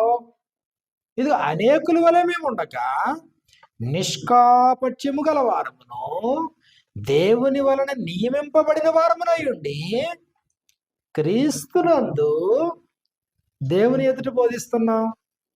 బోధించేది ఎవరి ముందు? దేవుని ముందు. ఎవరి ఎవరి ఎదుట అన్నాడు? క్రీస్తు యేసునందు దేవుని ఎదుట. కాబట్టి ఇప్పుడు అపోస్తులు భయభక్తులు ఏంటంటే ఆడ కూర్చున్న వాళ్ళు వింటారో మారుతారో అది వేరే సంగతి. కానీ ఉపదేశాన్ని వినేది ఎవరో? ఉపదేశం యొక్క రూపకర్త. ఉపదేశం యొక్క రూపకర్త వింటాడు. క్రీస్తు యేసునందు దేవుని ఎదురు బోధిస్తున్నాం. మనుషులు మరుగు. మనుషులను వింటావో వినవో, అనుసరిస్తావో అనుసరించవో వదిలే, తర్వాత సంగతి. బోధించేవాడు ముందు ఎవరున్నారంటే క్రీస్తు యేసునందు దేవుని ఎదుట. అప్పుడు ఉపదేశించేటువంటి వాడు ఉపదేశాన్ని అనుసరించి నడవకుండా ఉపదేశాన్ని బోధించాడు అనుకోండి, అప్పుడు దేవుడు యేసు ప్రభు ఏమంటారు? అప్పుడు శాస్త్రులు పరిచయాలు చేసిన పని అదే కదా, వారు చెప్పుదురే గాని చేయరు, భారమైన బరువులు కట్టి మీ భుజములు పెట్టుదురే గాని వారు తమ మేలుతోనైనా వాటిని కదిలింపనల్లరు. ఏమన్నాడు అప్పుడు యేసు ప్రభు? వేషధారులారా అని మీరు చెప్పడానికి పరిమితమా? యూదులు తమకున్న ధర్మశాస్త్రాన్ని బట్టి అతిశయించి బోధించడానికి పరిమితం అయిపోయారు. అనుసరించరా? దొంగిల వద్దు అని చెప్పే నువ్వు దొంగిలిస్తావా?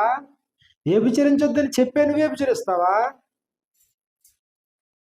రాయబడిన ప్రకారం మిమ్మల్ని బట్టే కదా నీ జనుల మధ్య నానామం దూషించబడుతుంది. కాబట్టి వాళ్ళు ఏమన్నారంటే, బోధిస్తున్నావా? క్రీస్తునందు దేవుని ఎదురు బోధిస్తున్నావు, వాళ్ళ దగ్గరెట్టుకుని బోధించు. బోధకులమైన మనము మరీ కఠినమైన తీర్పు పొందిదమని తెలుసుకుని మీలో అనేకులు బోధకులు కాకుడి. అదే సమయంలో సువార్త ప్రకటించు వారి పాదములు ఎంతో సుందరములైనవి అన్నాడు. స్వార్థ ప్రకటించే వారి పాదములు సుందరములైనవే కదా. యేసుప్రభు వారు ఏమంటారు? కోత విస్తారమే, పనివారు కొద్దిమంది. కోత అధికంగా ఉందంట, పనివారు కొద్దిమందే. అంటే పనివారు ఇంకా ఎక్కువ మంది అవ్వాలనే కదా ఉద్దేశం. కానీ యాకోబు రాసిన పత్రిక 3వ అధ్యాయంలో ఏం చెప్తున్నాడు? బోధకులమైన మనము మరీ కఠినమైన తీర్పు పొందదని తెలుసుకొని వీళ్ళు అనేకులు బోధకులు కాకుడి. అంటే ఇప్పుడు ఎందుకు బోధకులు ఎక్కువ మంది ఉండాలనా వద్దనా? ఉపదేశించే వాళ్ళు ఎక్కువ మంది ఉంటే మేలనా కాదనా? దాని అర్థం ఉపదేశకులు ఎక్కువ మంది ఉండొద్దు అన్నాడా? అది కాదు ఉద్దేశం. ఉపదేశకులు అవసరమే, ప్రపంచానికి అవసరమే, బెంగళూరు పట్టణానికి అవసరమే, కర్ణాటక రాష్ట్రం మొత్తం అవసరమే, భారతదేశం మొత్తం అవసరమే ఉపదేశకులు. ఎలాంటి ఉపదేశకులు? క్రీస్తునందు దేవుని ఎదుట బోధించే ఉపదేశకులు కావాలి. మొహమాటం లేని ఉపదేశకులు కావాలి. దేవుని యందలి సత్యము ఉన్నది ఉన్నట్టుగా ఉపదేశించే ఉపదేశకులు కావాలి. అనాది మర్మమై ఉన్నటువంటి సందేశాన్ని కలపకుండా చెరపకుండా ఉపదేశించే ఉపదేశకులు కావాలి. కాబట్టి అపోస్తులు చెప్తున్నారు, మీరు మమ్మల్ని చూడండి, మమ్మల్ని చూసి మీరు ఒక సంగతి నేర్చుకోండి అన్నారు. కొరింథీయులకు రాసినటువంటి పత్రికలో మనం చూసినప్పుడు, కొరింథీయులకు రాసినటువంటి మొదటి పత్రిక 4వ అధ్యాయం 6వ వచనంలో మనకి ఇలా వ్రాయబడింది. కొరింథీయులకు రాసిన మొదటి పత్రిక 4వ అధ్యాయం 6వ వచనంలో, సహోదరులారా మీరు మమ్మును చూచి, మీకు సంగతి అర్థం కావాలి. ఏ సంగతి అర్థం కావాలా? అపోస్తులను చూస్తే మమ్మును చూచి లేఖనముల యందు వ్రాసి ఉన్న సంగతులను అతిక్రమింపకూడదని నేర్చుకొని, లేఖనముల యందు వ్రాసి ఉన్న సంగతులను అతిక్రమింపకూడదని నేర్చుకుని మీరొకరి పక్షమును మరి ఒకరి మీద ఉప్పొంగకుండునట్లు ఈ మాటలు మీ నిమిత్తమై నా మీదను అపోల్ల మీదను పెట్టుకుని చెప్తున్నాను. మా మధ్యన ఈ భేదాలు ఏమీ లేవు.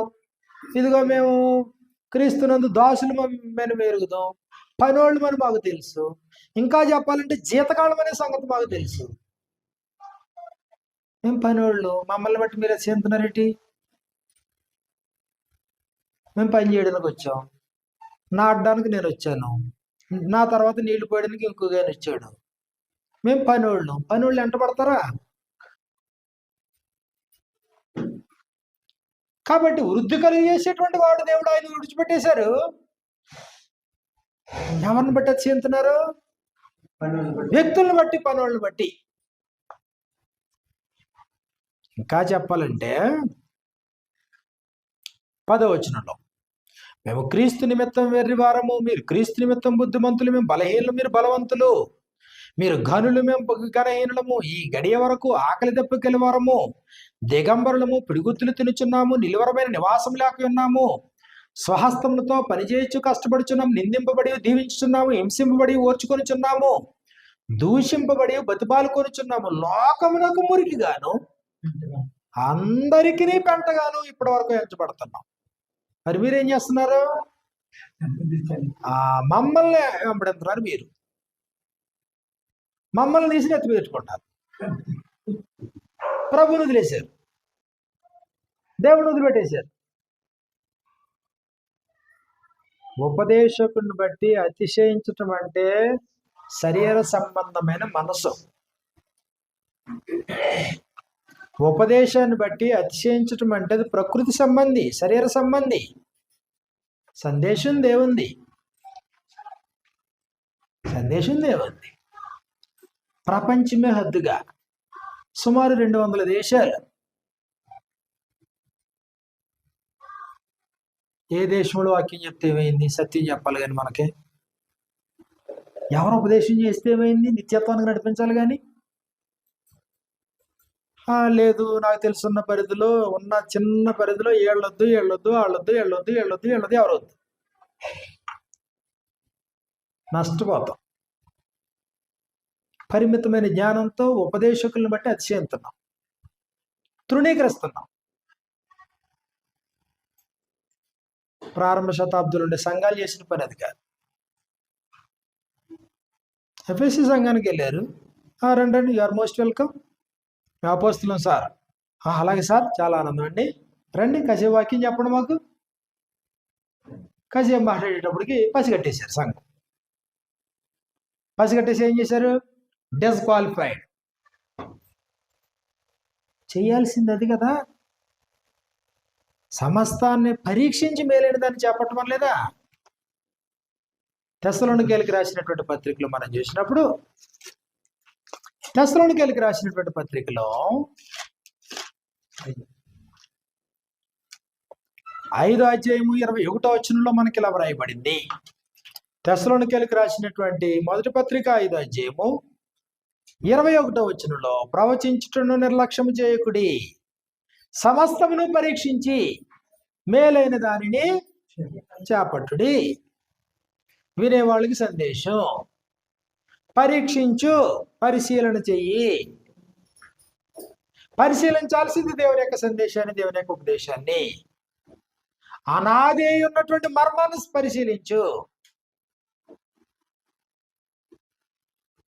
కాబట్టి బోధ, ఉపదేశం పూర్వకాలమందు నానా సమయములలో నానా విధములుగా ప్రవక్తల ద్వారా పితరులతో మాట్లాడిన దేవుడు ఈ దినముల అంతమందు తన కుమారుని ద్వారా మనతో మాట్లాడాను. అప్పుడు దేవుడు ఏం మాట్లాడాడు అనేది మనకు ప్రాముఖ్యమైంది. కానీ మనుషులు ఏం చేయడం మొదలెట్టారు? ఆర్గ్యుమెంట్ చేయడం మొదలెట్టారు. తిమోతికి రాసిన మొదటి పత్రిక 6వ అధ్యాయం మనం చూసినప్పుడు, తిమోతికి రాసిన మొదటి పత్రిక 6వ అధ్యాయము 20వ వచనంలో మనకి ఇలా వ్రాయబడింది.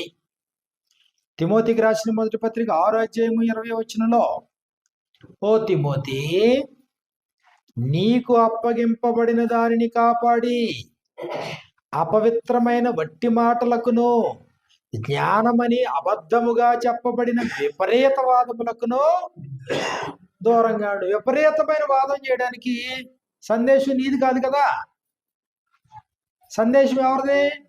దేవుంది. నువ్వు ఆర్గ్యుమెంట్ చేయాల్సిన పనే ఉంది. సందేశం దేవుంది. విపరీత వాదములకు దూరముగా ఉండుము. సువార్థికుడికి ఉండాల్సిన ప్రాథమికమైన లక్షణం ఇది. వాదాలకి దూరంగా ఉండడం. తిమోతి సువార్థికుడే కదా. తిమోతితో ఏం చెప్తున్నాడు? విపరీత వాదములకు దూరముగా ఉండము. 2వ అధ్యాయంలో తిమోతికి రాసినటువంటి 2వ పత్రిక 2వ అధ్యాయం 14వ వచనంలో మనకి ఇలా వ్రాయబడింది. తిమోతికి రాసిన 2వ పత్రిక 2వ అధ్యాయం 14వ వచనంలో, వినువారిని చెరుపుటకే గాని మరి దేనికి నీ పనికి రాని మాటలను గూర్చి వాదము పెట్టుకొనవద్దు అని ప్రభు ఎదుట వారికి సాక్ష్యం ఇచ్చుచు ఈ సంగతులను వారికి జ్ఞాపకము చేయము. వినేవారిని చెరపడానికే గాని దేనికి పనికిరావన్నాడు. రోమపత్రిక 1వ అధ్యాయం 20వ వచనంలో, వారు తమ వాదనముల యందు వ్యర్థులైరి అన్నాడు. వాదాల వల్ల వ్యర్థులైరి. కాబట్టి విపరీత వాదాలు పెట్టుకోవద్దు అన్నాడు. వినివారిని చెరుపుటకే కానీ దేనికి నీ పనికి రాని మాటలను గురించి వాదం పెట్టుకోవద్దు. కాబట్టి 15వ వచనంలో, దేవుని ఎదుట యోగ్యునిగా. మనుషులు ఎదుట యోగ్యుడువో మనుషులు తీసి పడేవచ్చు నిన్ను, నో ప్రాబ్లం. కానీ దేవుని ఎదుట యోగ్యునిగా, సిగ్గుపడనక్కరలేని పనివారిగా. పనోడు ఎవరి దగ్గర పనోడివి? దేవుని దగ్గర పనోడి. దేవుని పనోడి జీతం ఇచ్చేది ఎవరు? పోషకుడు ఎవరు? కొరింథీయులకు రాసినటువంటి మొదటి పత్రికలో, కొరింథీయులకు రాసిన మొదటి పత్రిక 3వ అధ్యాయంలో మనం చూసినప్పుడు, కొరింథీయులకు రాసిన మొదటి పత్రిక 3వ అధ్యాయము 8వ వచనం నుండి మనకి ఇలా వ్రాయబడింది. నాటువాడును నీళ్లు పోయేవాడును ఒక్కటే, ప్రతివాడు తాను చేసిన కష్టము కలది జీతము పుచ్చుకొనును. మేము దేవుని జతపని వారమై ఉన్నాము, మీరు దేవుని వ్యవసాయమును దేవుని గృహమునై ఉన్నారు. 14వ వచనంలో, పునాది మీద ఒకడు కట్టిన పని నిలిచిన ఎడల వానికి జీతము దొరుకుతుంది. పునాది మీద ఒకడు కట్టిన పని నిలిచిన ఎడల వాడు జీతం పుచ్చుకొనును. ఒకని పని కాల్చివేయబడిన ఎడల వారికి నష్టము కలుగును. అంటే మేము ఎవరు అన్నట్టు? జీతగాళ్ళము. ఎవరి దగ్గర? దేవుని దగ్గర. కాబట్టి ఇదిగో పౌలు అంటాడు, దేవుని ఎదుట యోగ్యునిగా, సిగ్గుపడనక్కరలేని పనివారిగా. 3వది, సత్యవాక్యమును సరిగా ఉపదేశించువానిగా. నిన్ను నీవే అప్రోల్డ్ యువర్ సెల్ఫ్, నిన్ను నీవే దేవుని ఎదుట కనుపరుచుకున్నటకు జాగ్రత్తగా ఉండుము.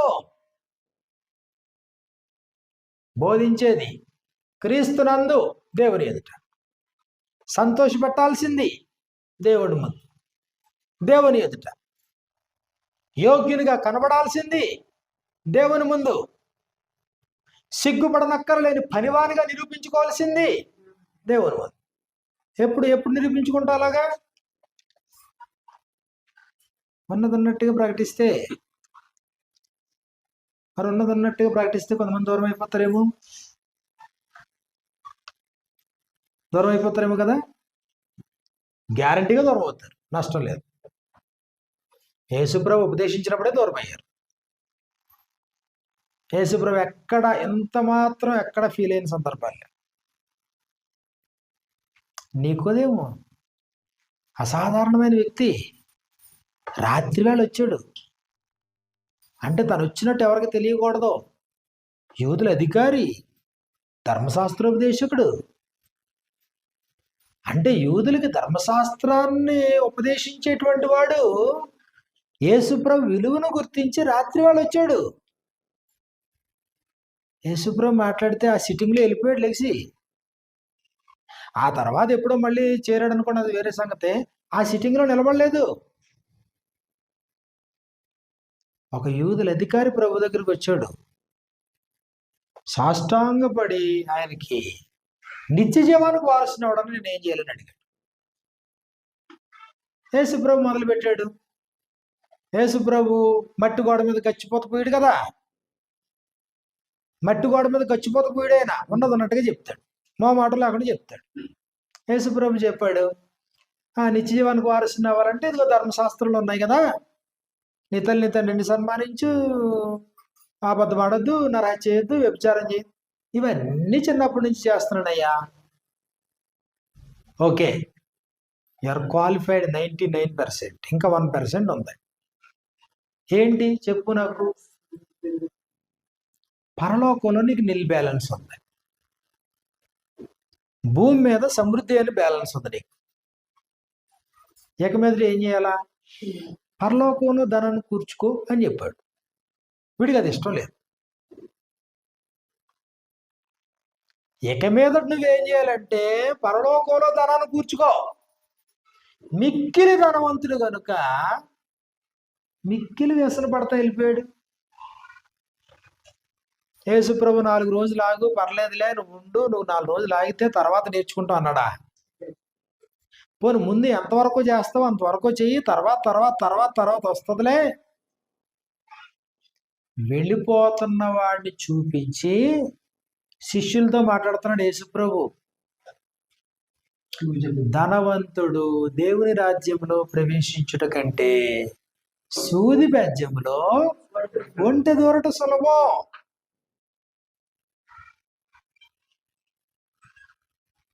శిష్యులు ఆశ్చర్యపోయారు.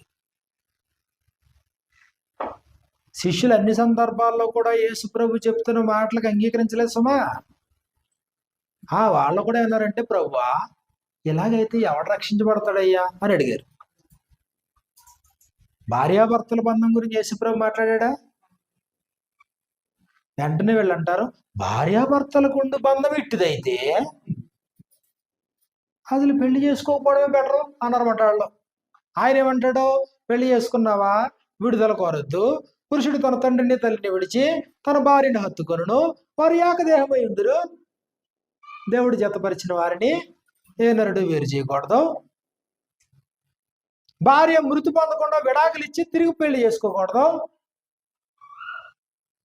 అవసరమైతే దేవుని రాజ్యం నిమిత్తం నపుంసకుడిగా ఉండిపో అని ఆయన అంటుంటే వీళ్ళేమంటారు, వీళ్ళు భార్యాభర్తలకుండు బంధం ఇట్టిదైతే పెళ్లి చేసుకోకుండా ఉండడమే ఉత్తమం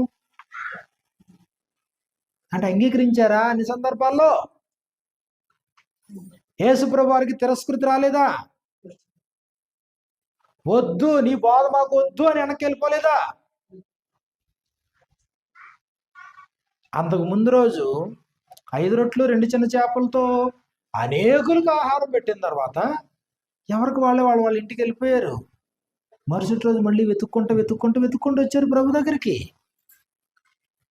ఆయన నది అద్దరికి వెళ్ళిపోయాడని వెతుక్కుంటూ అవతల కూడా వెళ్ళిపోయారు. యేసు ప్రభు గ్రాండ్ వెల్కమ్ చెప్పాడు, కానీ స్ట్రైట్గా ఏం చెప్తాడు, మీరు సూచనలు చూచటం వలన కాదు కానీ రొట్టెలు భుజించి తృప్తి పొందుట వలననే నన్ను వెతుకుతున్నారు. అక్షయమైన ఆహారం కోసం కష్టపడద్దు, అక్షయమైన ఆహారం కోసం కష్టపడండి, అది నేను ఇవ్వడానికి నేను వచ్చాను. వాళ్ళకి ఎక్కడో బాధ అనిపించింది. అక్కడతో ఆగలేదు యేసుప్రభు, ఇంకా ఇంకా ఇంకా ఇంకా ఇంకా డోస్ పెంచుతా వచ్చాడు. అంతే, ఒకానొక టైం వచ్చేటప్పటికి చూడండి, ఆ మాట చూడండి ఎంత అద్భుతంగా మనకి పరిశుద్ధాత్ముడు దాన్ని రాయించాడు. చూడండి, నువ్వు సత్యాన్నే చెప్తే అందరూ అంగీకరించరు సుమా. సత్య సంబంధులు ఉంటారు, వాళ్ళు అంగీకరిస్తారు. అందరూ అంగీకరించాలని కోరుకోవద్దు, పొరపాటు అది. యోహాను సువార్త 6:66 యోహాను సువార్త 6:66 మనకి ఇలా వ్రాయబడింది, అప్పటి నుండి ఆయన శిష్యులలో అనేకులు వెనక తీసి మరి అన్నడును ఆయనను వెంబడింపలేదు.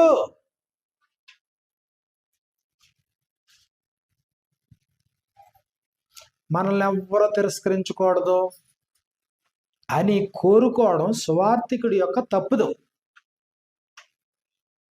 నేను చెప్పే ఉపదేశం అందరూ యాక్సెప్ట్ చేయాలి అని కోరుకోవడం తప్పు. దేవుడు అంగీకరిస్తున్నాడా? ప్రభునందు నుండి దేవుని ముందు మాట్లాడుతున్నానా? ఉన్నది ఉన్నట్టుగానే మాట్లాడుతున్నాను, సత్యం సత్యంగానే మాట్లాడుతున్నానా? తిరిగి ఇంకోసారి పిలవకపోయినా నష్టం లేదు. ఆ వ్యక్తి మళ్ళీ తిరిగి ఇంకేళ్ళ దగ్గర పోకూడదని నిర్ణయం తీసుకున్నా పర్లేదు, ఉన్నది ఉన్నట్టుగానే మాట్లాడుతున్నానా? యేసుప్రభు వారి ముందు సమరయ స్త్రీ వచ్చినప్పుడు ఆయన ఎక్కడన్నా దాపరికంతో ఏమన్నా మెత్తుకున్నాడా? ఓపెన్గా మాట్లాడాడు అన్నీ. మరి అంత ఓపెన్గా మాట్లాడినా ఆమె ఎందుకు అంగీకరించింది? ఆమె ఊర్లో ఉన్న వాళ్ళకి అందరికి ఎందుకు చెప్పింది? మరి ఇక్కడ యూదుల అధికారి వ్యసన పడితే ఎందుకు పోయాడు? ఎందుకు అంటే సత్య సంబంధి అయిన ప్రతివాడు అన్నయ్య దగ్గరకు వస్తాడా అన్నాడు. సత్యాన్నే ప్రకటించినప్పుడు ఎవరు మిగులుతారు? సత్య సంబంధులే మిగులుతారు. అది దేవుడు కావాలి. సత్యాన్ని మాత్రమే ప్రకటించినప్పుడు సత్య సంబంధులు మిగులుతారు. యేసుప్రభు వారు ఉపమానాలు చెప్తుంటే శిష్యులు యేసుప్రభు దగ్గరికి వచ్చి, అయ్యా మీరు ఉపమానాలు చెప్తున్నారు కదండి, ఎందుకు చెప్తున్నారు ఉపమానాలు? ఈ విధానాన్ని ఎందుకు ఎంచుకున్నారు అని అడిగారు. ఇప్పుడు సాధారణంగా ఎవరన్నా అయితే ఏమంటాం, నేను చెప్తున్నది అందరికీ బాగా అర్థం అవ్వాలి, అందరూ బాగా వినాలి అని కోరుకుంటాం కదా ఉపదేశించేవాడు. కానీ యేసుప్రభు అలా చెప్పలేదు. మత్తయి సువార్త 13వ అధ్యాయంలో మనం చూసినప్పుడు, మత్తయి సువార్త 13వ అధ్యాయము 10వ వచనం నుండి, తరువాత శిష్యులు వచ్చి నీవు ఉపమాన రీతిగా ఎందుకు వారితో మాట్లాడుచున్నావని ఆయన అడుగుగా, ఆయన వారితో ఇట్లను, ఉపమాన రీతిగా ఎందుకు మాట్లాడుతున్నావు అంటే ఇప్పుడు దానికి యేసుప్రభు వారు సమాధానం చెప్తున్నారంట. ఏమని సమాధానం చెప్పారు? పరలోక రాజ్య మర్మములు ఎరుగుట మీకు అనుగ్రహింపబడి ఉన్నది గాని వారికి అనుగ్రహింపబడి లేదు. పరలోక రాజ్య మర్మములు ఎరుగుట మీకు, వారికి కాదు. కలిగిన వారికే ఇవ్వబడును, వారికి సమృద్ధి కలుగును. లేని వారికి కలిగినది వాని యొద్ద నుండి తీసివేయబడును. మరియు వారు చూచుచుండియు చూడరు, వినుచుండియు వినకయు, గ్రహింపకయు ఉన్నారు. ఇందు నిమిత్తమే ఉపమాన రీతిగా నేను వారితో మాట్లాడుతున్నాను. కలిగిన వారికి ఇవ్వబడాలి, వారికి సమృద్ధి కలగాలి. లేని వారికి ఉన్నది కూడా తీసివేయబడాలి. ఇదిగో వారు వినుచుండి వినకయు గ్రహింపకయు ఉన్నారు. అంటే కొంతమంది కళ్ళు మూసుకుపోవాలి, కొంతమంది కళ్ళు బాగా తెరవబడాలి. అందుకు చెప్తున్నాను అన్నాడు. ఫిల్టరైజ్డ్ మటండి బోధ, ఉపదేశం. ఎందుకంటే ఫిల్టరైజ్డ్. అందరినీ మెత్తరాన కాదు, అందరినీ వాళ్ళ పరిస్థితి ఎలాగున్నా కానీ ఆ పరిస్థితిని సమర్థిస్తూ బుజ్జగించడానికి కాదు ఉపదేశం. ఫిల్టర్ చేయాలి.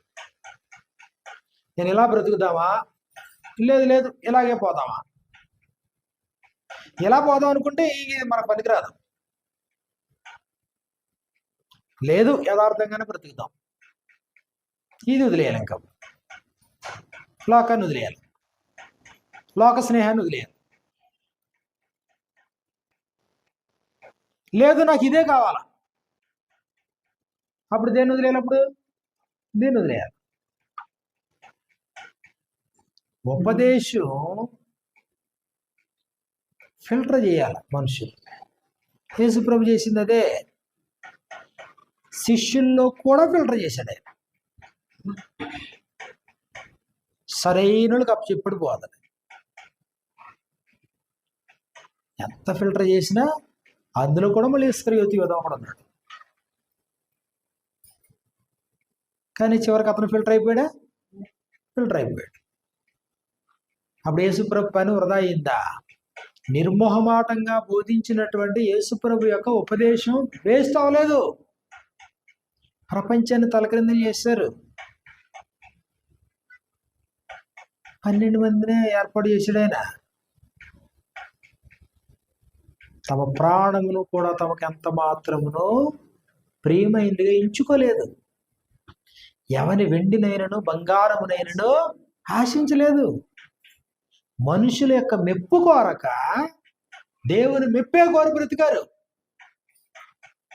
ఇచ్చకపు మాటనైనను ధనాపేక్షను కప్పిపెట్టి వేషంనైనను ఎన్నడూ వినియోగించలేదు. మరి బహుజన సమూహంలో ఆయన వెంబడించారు. ఆయన జన సమూహములను చూచి కొండ ఎక్కి కూర్చుండగా జన సమూహాలే కదా ఆయన వెంబడించారు. ఇది నేను ఎరుకో పట్టణం వెళ్తున్నప్పుడు జక్కయ్య మనుషుడు ఉన్నాడు. అసలు కనీసం చూడడానికి కూడా స్థలం లేదే.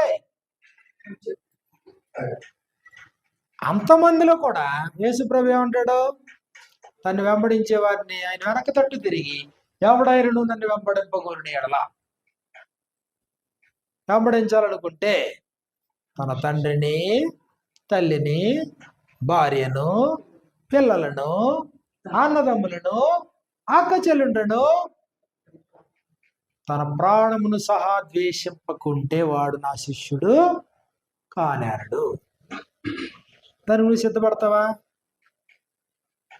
ప్రభా నీతో వస్తాను, ఆగాగాగు, నక్కలకు బొరియలను ఆకాశ పక్షులకు నివాసంలో కలవు గాని మనుష్య కుమారుడికి తలవాల్చుకున్నట్టుగైనను నువ్వు అనుకునే కంఫర్ట్స్ ఉండవు అక్కడ. ప్రతిదినము తన సిలువనెత్తుకుని వెంబడించాలా, ప్రతిదినము అవమానాలు ఎదుర్కోవాలా, ప్రతిదినము శ్రమలు ఉంటాయి, ప్రతిదినము ఇబ్బందులు ఉంటాయి నీకు. ప్రతిదినము దానికి రెడీయా? సంవత్సరంలో ఒకసారి కాదు. ఇప్పుడు నాకు అవి అవసరం లేదు అన్నాడు అనుకోండి, ఏమవ్వాలి? ఇప్పుడు అతను వెనక్కి వెళ్ళిపోతాడు. కాబట్టి సందేశం దేవుంది. దేవుడు మొహమాటస్తుడైతే ఆయన రాయాల, కొద్ది అటు ఇటు రాయాలన్నమాటండి. దేవునికి మొహమాటం లేదు, ఖచ్చితంగా ఉపదేశం ఇచ్చేసాడు అంతే. యేసుప్రభు చెప్తాడు, నమ్మి బాప్తిస్మం పొందువాడు రక్షించబడతాడు, నమ్మని వానికి శిక్ష విధించబడతాడు. మొహమాటం ఏం లేదు అందులో. అపోస్తలులు అలాగే ఉపదేశించారు. ఈరోజు స్వార్థికులు అలాగే ఉపదేశించాలని కోరుతున్నాడు అంతే. నువ్వు కలపొద్దు, తీయొద్దు, నీ మొహమాటం పెట్టొద్దు, నీ అభిప్రాయాలు జోడించొద్దు, మనుషుల యొక్క మెప్పు కొరకు ఉపదేశించొద్దు. నువ్వు పని చేస్తున్న సర్వోత్తమైన దేవుని దగ్గర, నువ్వు జీతం పుచ్చుకునేది ఆయన దగ్గర. ఈ రూపంలో కాదు, ఇంకో 100 రూపాయలు పోషించగలడు ఆయన, పోషకుడు. అప్పుడు వినేవాళ్ళ పరిస్థితి ఏంటి? వింటాం, సమస్తాన్ని వింటాం, మేలేనిదని చేపడతాం. ఎవరు చెప్తున్నారు అనేది ప్రాముఖ్యం కాదు, చెబుతున్న వ్యక్తి యొక్క వయసు ప్రాముఖ్యం కాదు, చెబుతున్న వ్యక్తి యొక్క ఎక్స్పీరియన్స్ ప్రాముఖ్యం కాదు. ఏమన్నా సెక్యులర్ స్కూల్ ఏంటండి ఎక్స్పీరియన్స్ని బట్టి జాబ్ ఇవ్వడానికి? క్రీస్తు యేసునందు దేవుని ఎదుట బోధించే వ్యక్త, అనాది మర్మమై ఉన్న దేవుని సంకల్పాన్ని బోధించే వ్యక్త, గ్రంథంలో ఉన్న సంగతులు ఉన్నది ఉన్నట్టుగా బోధించే వ్యక్త, మనుషులకు భయపడేవాడా, దేవునికి భయపడేవాడా, మొహమాటం కలిగిన వాడా, మొహమాటం లేనివాడా, ధనాపేక్ష కలిగిన వాడా, ధనాపేక్ష లేనివాడా? ఇది వినేవాళ్ళు పరిశీలించాల్సింది. లేదు, ఉపదేశం వాక్యానుసారంగా లేదు, ఎంత గొప్పడైనా తీసి పక్కనట్టండి. ఉపదేశం వాక్యానుసారంగా ఉంది, మనుషులకు భయపడాల్సిన పని లేదు. నమ్మదగిన ఉపదేశం గట్టిగా చేపట్టండి. ఈరోజు మనకున్న అవకాశాలు ఎవరికి లేవు, ఒకప్పుడు లేవు. సమస్యలు ఏర్పడినప్పుడు, ఆయా స్థానిక సంఘాల్లో సమస్యలు ఏర్పడినప్పుడు, అన్ని స్థానిక సంఘాల్లో ఉన్న సమస్యలు ఎలా అపోస్తులు పరిష్కరించారో మన దగ్గర రికార్డెడ్గా ఉంది. మన దగ్గర పౌలు ఎఫెసీలకు ఏ పత్రిక రాశాడో, గలతీలకు ఏ పత్రిక రాశాడో, కొలసీలకు ఏ పత్రిక రాశాడో, ఎక్కడెక్కడెక్కడ ఉన్న వాళ్ళకి అందరికీ ఏమేమి రాయబడినాయో, వారి సమస్యలు ఎలా పరిష్కరించబడినాయో తెలియజేస్తూ మనకు ఉన్న గ్రంథం. గ్రంథం కంటే గొప్ప ఉపదేశం ఎక్కడైనా ఉంటుందా? కాబట్టి ఎంతటి వాడైనా గ్రంథానికి లోబడి ఉపదేశించాలి. ఉపదేశించాలి. ఒక 6 సంగతులు జ్ఞాపకం చేసి ముగించుకోండి. ఉపదేశించాలి. 2 కొరింథీ పత్రిక 11 అధ్యాయంలో మనం చూసినప్పుడు, 1 కొరింథీ 14 అధ్యాయంలో మనం చూసినప్పుడు, 1 హెచ్చరిక అన్నాడు, 2 ఆదరణ కలగాలన్నాడు, 3వది ఏం చెప్పాడంటే క్షేమాభివృద్ధి. హెచ్చరిక, ఆదరణ, క్షేమాభివృద్ధి కలిగినట్లుగా ఉపదేశం. అంటే ఉపదేశంలో ఈ 3 దొరకాల. 2 తిమోతి పత్రిక 4 అధ్యాయము 3వ వచనంలో ఏం చెప్తారంటే, సంపూర్ణ దీర్ఘశాంతముతో ఉపదేశించుచు ఖండించుము, గద్దించుము, బుద్ధి చెప్పు. అంటే ఇప్పుడు ఉపదేశంలో ఏమేమి ఉండాలి? ఇప్పుడు 1 ఆదరణ, 2 హెచ్చరిక, 3 క్షేమాభివృద్ధి, 4 ఖండించుట, 5 గద్దించుట, 6 బుద్ధి చెప్పుట. ఉపదేశంలో ఎప్పుడూ కూడా వ్యక్తిని టార్గెట్ చేసి బోధించబడదు. ఒక వ్యక్తి కాదు ఇక్కడ. దేవుని మార్గం ఎలాగుంది, దేవుని మార్గాన్ని చెప్పడం. అప్పుడు మనిషి ఏం చేయాలంటే, ఓకే నా మార్గం ఎలా ఉంది, దేవుని మార్గం ఎలాగుంది, దానికి దీనికి కంపేర్ చేసుకుంటాం అన్నమాట. దేవుని మార్గం ఏమో ఆ స్థాయిలో ఉంది, నా మార్గం ఏమో ఈ స్థాయిలో ఉంది. వద్దు, నా త్రోవను వదిలిపెట్టేసి దేవుని త్రోవలోకి వెళ్ళిపోదాం. వ్యక్తిని టార్గెట్ చేయకూడదు ఉపదేశం. యెషయా గ్రంథంలో మనం చూసినప్పుడు, యెషయా గ్రంథంలో 2వ అధ్యాయంలో మనకి ఇలా వ్రాయబడింది. యెషయా గ్రంథము 2వ అధ్యాయాన్ని మనం చూసినప్పుడు 3వ వచనంలో, యాకోబు దేవుని మందిరము యెహోవా పర్వతమునకు మనం వెళ్ళుదాము రండి, ఆయన తన మార్గముల విషయమే మనకు బోధించును.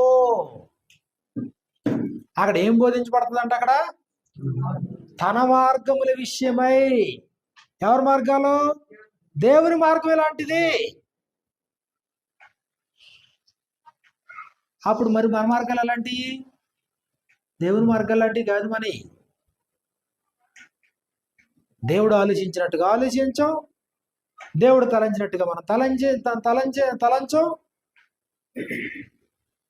నీ తలంపులు నా తలంపులకి, భూమికి ఆకాశానికి ఉన్నంత వ్యత్యాసం ఉంది. కాబట్టి ఇప్పుడు మనం దేవుని సన్నిధికి పోతే దేవుడు తన మార్గముల విషయమే మనకు బోధించును. అప్పుడు మన యథార్థ పనులు అయితే మనం ఏం చేస్తాం? నా మార్గం కరెక్ట్ కాదు, దేవుని మార్గం ఉత్తమం, రమ్యము, దేవుని మార్గం సత్యము, ఆ త్రోవలో నడుద్దాం అని మనుషులు పరివర్తన చెందాలి. కాబట్టి ఉపదేశం లేకపోతే జీవితం లేదు. క్రైస్తవ జీవితం ఉపదేశం కీలకమైన అంశం. అందుకే బాప్తిసం పొందిన 3000 మందితో వీరు అపోస్తలుల బోధ ఎందును, సహవాసమందును, రొట్టె విరుచుట ఎందును, ప్రార్థన చేయటం ఎందును ఎడతెగకయుండిరి. ఉపదేశం. అపోస్తలులు ఏం చెప్పారో ఉపదేశం. ప్రభు అయిన క్రీస్తు ఏం ఉపదేశించాడో ఉపదేశం. అదే ఉపదేశం ఈరోజు మనం వింటే, అప్పుడు ఆ ఉపదేశం విన్నటువంటి వారిలో ఎలాంటి మార్పు అయితే వచ్చిందో, ఇప్పుడు ఈ ఉపదేశం విన్న వారిలో కూడా అలాంటి రిజల్ట్ కనబడుతుంది. లేదండి ఆదిమ సంఘం అంటే అదేదో స్పెషల్గా మాకు కనబడుతుందండి, ఇప్పుడు ఉన్న సంఘాలు అంత స్టాండర్డ్లో లేవని అన్నామంటే అర్థం ఏంటి? ఇప్పుడు అక్కడ ఉన్న ఉపదేశం ఇక్కడ లేదని అర్థం. వారేనా దేవుని కొరకు తమ చరస్థిరాస్తులు అమ్మి అపోస్తలుల పాదాలు పెట్టింది? వారేనా ఎంత కష్టానికైనా ఓర్చుకున్నదే? అంటే వాళ్ళు వింత మనుషులా? మరి ఇప్పుడు మనం కూడా దేవుని ప్రజలమే కదా, దేవుని జనమే కదా. ఆ ఉపదేశం వాళ్ళలో అలాంటి రిజల్ట్ రప్పిస్తే, మరి ఈరోజు మనలో అలాంటి రిజల్ట్ రప్పించడానికి ఉపదేశం కీలకం కాదా? నిన్ను గూర్చి, నీ ఉపదేశమును గూర్చి జాగ్రత్త సుమా. నిన్ను గురించి నీ ఉపదేశాన్ని గురించి. నిత్యత్వాన్ని కోరుకునే ఏ వ్యక్తి అయినా తను వినేటువంటి ఉపదేశం సరైందా కాదు చూసుకోవాలి. ఉపదేశాన్ని బట్టే భవిష్యత్తు. ఉపదేశం సరైంది లేదనుకోండి, భవిష్యత్తు అంధకారం, మోసపోతాం, గ్యారంటీగా మోసపోతాం. ఉపదేశం ఎవరి సొత్తు కాదు సుమా, పరమ తండ్రి తన బిడ్డల కొరకు ఉద్దేశించాడు, తన బిడ్డల మహింపరచడానికి ఉద్దేశించాడు, అనాదిలోనే దాన్ని సిద్ధం చేశాడు, ఆయా కాలంలో బయలుపాటు చేసుకుంటూ వచ్చాడు. నిజంగా ఆయన ఉపదేశం వినాలని కోరిక నీకుంటే తప్పనిసరిగా దేవుడు తన ఉపదేశాన్ని నీకు అందుబాటులో ఉంచుతాడు. లేదు ఉపదేశం పట్ల ఏదైనా ఒకటే, ఎవరు చెప్పినా ఒకటే, ఏదైనా ఒకటే అనే ఆలోచన నీలో ఉంటే అంతంత మాత్రంతోనే జీవితం ముగిసిపోతుంది. కాబట్టి ఉపదేశం కీలకమైంది. ఈరోజు రేపు ఉండిపోయే మనిషి దాన్ని మార్చే ప్రయత్నం చేయకూడదు. అలా మార్చేవాడు శాపగ్రస్తుడు అన్నాడు. ఉపదేశం కీలకమైంది వినేవారి జీవితంలో కూడా, ఎందుకంటే నిత్య జీవనం నడిపించేది. వినేవారికి కూడా ఉపదేశం కీలకమైందనే సంగతిని గుర్తించాలని వీళ్ళ ప్రతి వారికి తెలియజేస్తూ వాక్యాన్ని ముగిస్తున్నాను. అందరికీ వందనాలు.